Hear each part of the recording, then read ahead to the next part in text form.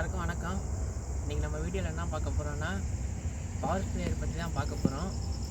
இந்த power ஸ்ப்ரேயரோட company பேர் வந்து என்னன்னு பார்த்தீங்கன்னா V-Star.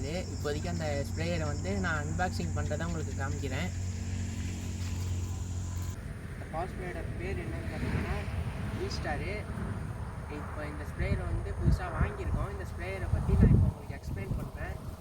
அப்புறம் வீடியோ எண்டிங்கில் வந்து இந்த ஸ்ப்ரேயர் எப்படி வேலை செய்யுது அப்படின்றத நம்ம பார்க்கலாம். இப்போ நம்ம வந்து இந்த ஸ்ப்ரேயருக்கு என்னென்ன பார்ட்ஸ் கொடுத்துருக்காங்கன்னு இப்போ நான் உங்களுக்கு சொல்கிறேன். வாங்க.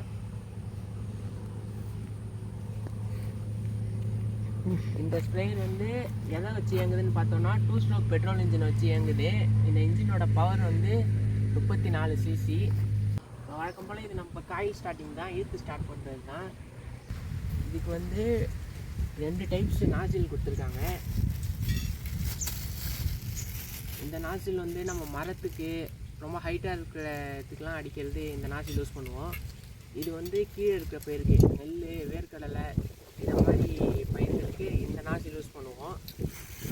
இது கூட வந்து ஓஸ் கொடுக்குறாங்க. இது வந்து கிட்டு. இந்த கிட்டில் வந்து பிரித்து காட்டுறேன். இந்த டப்பா எதுக்காகன்னு பார்த்தோம்னா பெட்ரோல் மிக்ஸ் பண்ணி நம்ம இன்ஜினில் டேங்கில் ஊற்றுறதுக்காக இந்த டப்பா கொடுக்குறாங்க. 2 ஸ்ட்ரோக் இன்ஜினில் வந்து இன்ஜினில் ஆயில் இருக்காது. அதனால் அந்த உராய்வு தன்மையை குறைக்கிறதுக்காக இதில் வந்து பெட்ரோல் ஆயில் கலந்து போடுறோம். இது வந்து இந்த ஸ்ப்ரேயருக்கான பேசிக் ஸ்பேனர் கிட்டு. இதை வந்து இப்போ ஒரு ஸ்ப்ரேயர் ஸ்டார்ட் ஆகலை அப்படின்னா இந்த கிட்ட வச்சு நம்ம ஸ்பார்க்கில் க்ளீன் பண்ணி போடுறது, சின்ன சின்ன ஆயில் கட்டி போட்டு டைட் வைக்கிறது, இந்த மாதிரி வேலையை நம்ம பார்த்துக்கலாம். இது வந்து வால்வு. இப்போ நம்ம ஒரு இடத்துல வந்து மருந்து அடிச்சிட்ருக்கோம் அப்படின்னு பார்த்தோன்னா ஒரு சில இடத்துல வந்து பயிர் இருக்காது. அந்த பயிர் இல்லாத இடத்துல இந்த வால்வு வந்து ஆஃப் பண்ணிக்காது. இதை நான் உங்களுக்கு லாஸ்ட்டில் ஃபிக்ஸ் பண்ணி காமிக்கிறேன்.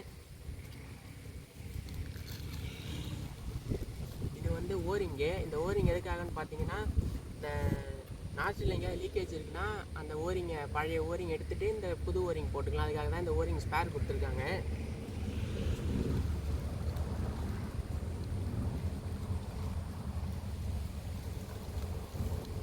இது வந்து ஆயில் சீலு. இந்த க்ரீஸ் கப்பு இதுக்காகலாம் போடுறதுக்காக இதுவும் ஸ்பேர் கொடுத்துருக்காங்க, பழைய இதை மாற்றிட்டு. இது வந்து ஹேண்டில், நம்ம கையில் பிடிச்சி அடிக்கிறதுக்காக இந்த ஹேண்டில் வந்து செட்டிங் கொடுத்துருக்காங்க. இது வந்து இந்த ஸ்ப்ரேயருக்கான ஃபுல் கேட்டலாக் மேனுவல். இது வந்து இப்போ ஸ்ப்ரேயரில் ஒரு ரிப்பேர் அப்படின்னு ஏதாவது ஒரு இஷ்யூ இருந்ததுன்னா நம்ம இதை வச்சு பார்த்துக்கலாம். இல்லை ஸ்பேர் பார்ட்ஸ் வாங்கணும் அப்படின்னா இந்த பார்ட் நம்பரை காமிச்சு கூட நம்ம வாங்கிக்கலாம். ஃபஸ்ட்டு இப்போ இந்த ஸ்ப்ரேயரோட ஃப்ரண்ட் பக்கம் பற்றி நான் உங்களுக்கு சொல்கிறேன். இது வந்து டேங்க்கு. இந்த டேங்கோட கெப்பாசிட்டி பார்த்தீங்கன்னா 16 லிட்ரு. இந்த இன்ஜின் ஓடக்கூடிய பெட்ரோல் டேங்க் வந்து இதுக்கு மேலே இருக்குது. இந்த டேங்க் கூட எப்படி செட் ஆகிருக்கு பாருங்கள். இதுதான் பெட்ரோல். இது வந்து இன்ஜினு. வழக்கம் போல் நம்ம மற்ற இன்ஜின் மாதிரி தான் ஸ்டார்டிங்லேயே ஸ்டார்ட் பண்ணுறது இன்ஜின் தான். இது வந்து பார்த்தீங்கன்னா 2 ஸ்ட்ரோக்கு பெட்ரோல் இன்ஜின். இது வந்து என்னன்னு பார்த்தீங்கன்னா இன்ஜின் இப்போ ஆஃப் பண்ணணும் அப்படின்றதுக்காக ஸ்டாப் பட்டன் கொடுத்துருக்காங்க. இது வந்து ஆக்சிலேட்ரு. இப்போ நம்மளுக்கு ஸ்ப்ரே ரேஞ்ச் எவ்வளோ வேணும் அப்படின்றதுக்காக கொஞ்சம் அதிகமாக ஸ்ப்ரே பண்ணோம் அப்படின்னா கொஞ்சம் ஆக்சிலேட்டர் கொடுக்கணும். நம்ம ஆக்சிலேட்டரை குறைச்சோம்னா ஸ்ப்ரேயோட இது கம்மியாகும், ப்ரெஷர் கம்மியாகும்.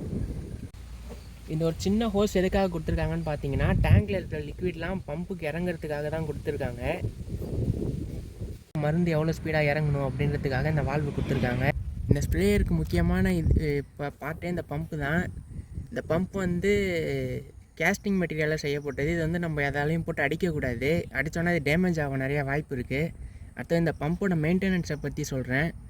இந்த பம்ப்பு வந்து நிறைய லைஃப் வரணும் அப்படின்னு பார்த்தீங்கன்னா இந்த சின்னதாக கப்பு மாதிரி இருக்குது பாருங்கள். இது வந்து க்ரீஸ் கப்புன்னு சொல்லுவாங்க. இதில் வந்து ஒரு 20 மணி நேரத்துக்கு ஒரு டைம் இதை திறந்து பார்த்து க்ரீஸை ஃபில் பண்ணி நம்ம டைட் பண்ணிடணும். ஒரு மீடியம் டைட்டு வைங்க. அப்புறம் ஒரு 10 டேங்க்கு 15 டேங்க்கு அடிக்கிறதுக்கு அப்புறம் கொஞ்சம் லைட்டாக ஒரு 1/2 மரை 1/4 மரை இதுக்கேற்ற மாதிரி நீங்கள் டைட் வச்சிங்கன்னா அந்த பேரிங்கில் போய் க்ரீஸ் இறங்கும். இதனால் பார்த்திங்கன்னா உங்களுக்கு பம்பு ஷாஃப்டோட லைஃப் வந்து அதிகமாக வரும்.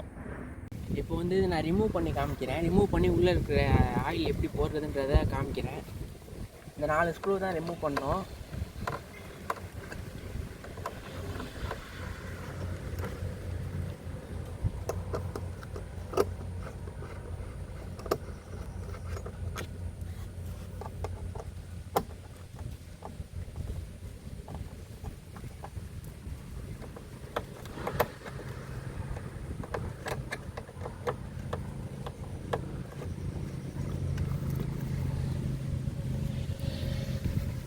இருக்குது பார்த்தீங்களா? இதில் வந்து எப்போயுமே ஒரு ஹாஃப் இந்த கிளாஸ் ஒன்று இருக்கும். இந்த கிளாஸில் வந்து ஒரு ஹாஃப் இதுக்கு மேலே இருக்கிற மாதிரி ஆயில் இருக்கிற மாதிரி நம்ம பார்த்துக்கணும்.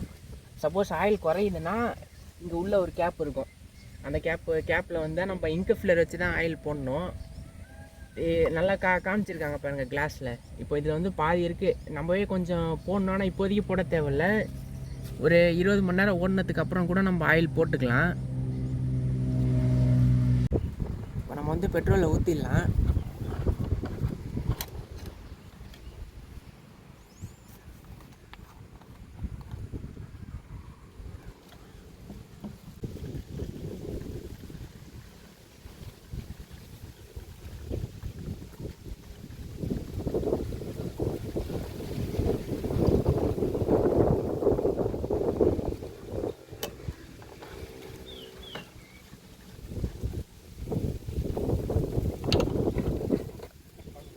இதுக்கு பேர் தான் பல்பு.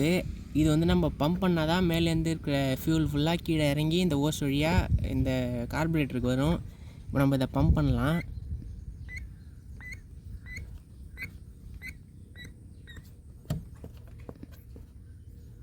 இப்போ வந்து நம்மளுக்கு ஃபில் ஆகிடுச்சு பெட்ரோலு. அடுத்து நெக்ஸ்ட்டு நம்ம ஸ்டார்ட் பண்ணி பார்க்கலாம்.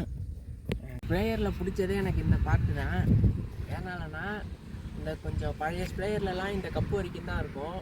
இந்த புதுசாக இந்த ஸ்லைடு மாதிரி கொடுத்துருக்காங்களா, இது எதுக்காகனா நம்ம மருந்து வந்து மேலேருந்து ஊற்றுறப்ப மருந்து வந்து ஸ்ட்ரெயிட்டாக ஊற்றாமல் இப்படி மிக்ஸ் ஆன மாதிரி ஒரு சில் டைப்பில் இறங்கும். இதனால் நம்மளுக்கு வந்து கலக்கிற வேலை வந்து கிடையாது. இதெல்லாம் இந்த ஸ்ப்ரேயரில் இந்த பார்ட் எனக்கு ரொம்ப பிடிச்ச பார்ட்டு. சரி, கட் பண்ணுங்க. இப்போ நம்ம வந்து நாசில் ஃபிக்ஸ் பண்ணுறது பார்க்கலாம். 2 நாசில் இருக்குது. ஃபஸ்ட்டு ஒவ்வொரு நாசிலாக நம்ம பார்ப்போம். இந்த ஸ்ப்ரே ரோஸ் இது வந்து ஸ்ப்ரேயரில் கனெக்ட் ஆகும். இந்த சைடு வந்து ஸ்ப்ரேயரில் கனெக்ட் ஆகும். இந்த சைடு வந்து நாசில் ஹேண்டிலில் கனெக்ட் ஆகும். ஃபஸ்ட்டு ஹேண்டில் வந்து கனெக்ட் பண்ணிடலாம். மீடியம் டைட் வச்சுக்கோங்க, ஓவர் டைட் வேணாம். அடுத்தது வந்து கேட் வால்வு.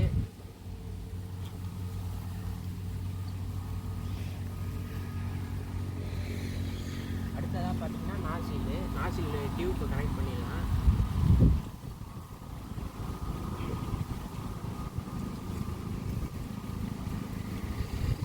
அடுத்தது நாசில் கனெக்ட் பண்ணிடலாம்.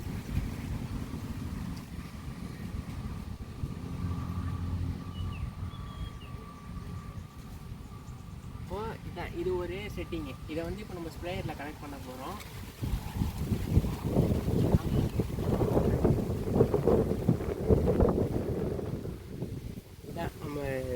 இந்த இன்னொரு சைடு இருக்கிற ஹோஸை வந்து ஸ்ப்ரேயரோட பாட்டமில் இருக்கிற பம்பில் கனெக்ட் பண்ணணும்.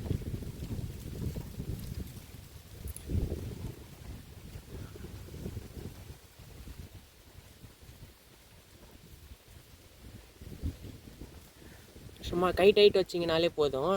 நம்ம ஸ்பேனர்லாம் எதுவும் யூஸ் பண்ண வேணாம்.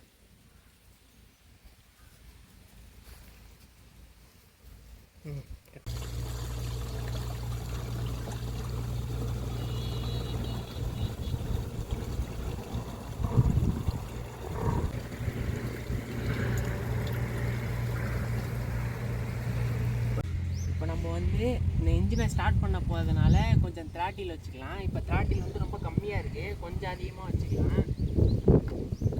ஸ்டார்ட் பண்ணுறப்ப கவனமாக ஸ்டார்ட் பண்ணணும். ஒரு காலை வந்து இந்த இடத்துல வச்சுக்கோங்க. கையால் இந்த மூடியை பிடிச்சிக்கோங்க. அது மாதிரி இந்த காயில் இழுக்கிறப்ப ஒரு 3/4 அடி அளவுக்கு தான் இழுக்கணும். அதுக்கு மேலே இழுத்தோம்னா ஸ்டக் ஆகிடும் காயில். நான் இழுத்து காமிக்கிறேன்.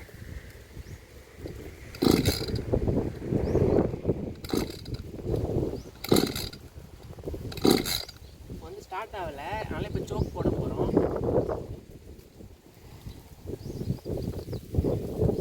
இதான்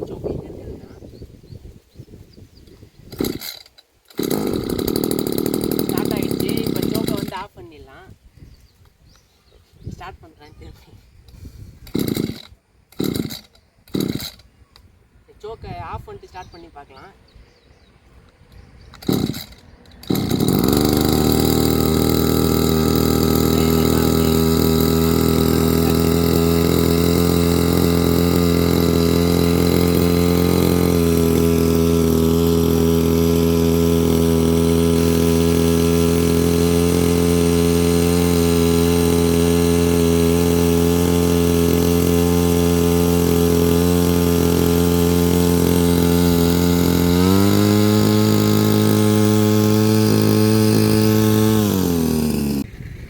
பார்த்தீங்கன்னா இப்போ நம்ம நாசில் வந்து இன்னொரு நாசில் வேறு நாசிலை வச்சு அடிக்க போகிறோம். இது வந்து இப்படி தான் செட் பண்ணணும் நாசியில்.